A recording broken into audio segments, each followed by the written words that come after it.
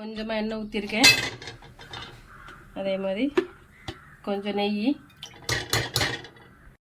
கொஞ்சம் பெருஞ்சீரகம் போட்டுக்கிடுவோம். அப்புறம் 2 இலை, அப்புறம் பட்டை, லவங்கம், கிராம்பு எல்லாம் போட்டுக்கலாம். நைஸாக வெட்டின வெங்காயம் நீல வாக்கில் நைஸாக வச்சுக்கணும். காரத்துக்கு எடுத்த பச்சை மிளகா, ஓகேங்களா? எல்லாம் போட்டு கிண்டுவோம். அதெல்லாம் குழந்தைங்கன்னா போதும். இஞ்சி பூண்டு பேஸ்ட்டு போட்டுருவோம். தேவையான உப்பு போட்டுறேன், மொத்தமாக போட்டுறேன். வதக்கிட்டு தக்காளி போட்டுருவோம். பீன்ஸு, கேரட்டு, பட்டாணி போட்டுருவோம். உருளைக்கிழங்கு, சோயா பீன்ஸு, மல்லி, புதினா எல்லாத்தையும் ஒன்றா போட்டுருவோம்.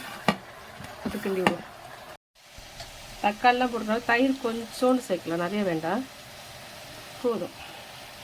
நம்ம 2 கிளாஸ் அரிசி வச்சுருக்கோம். 4 கிளாஸ் தண்ணி ஊற்றிடுவோமா?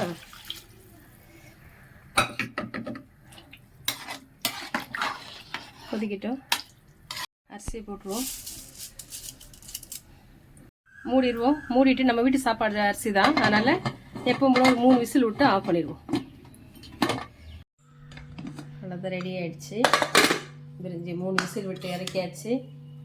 அழகாக சூப்பராக உதிரியாக பிரிஞ்சு ரெடி. ஓகேங்களா? அவ்வளோதான், இன்றைக்கி நம்ம வீட்டில் பிரிஞ்சு ரெடி. வாங்க சாப்பிட்லாம். பாய்.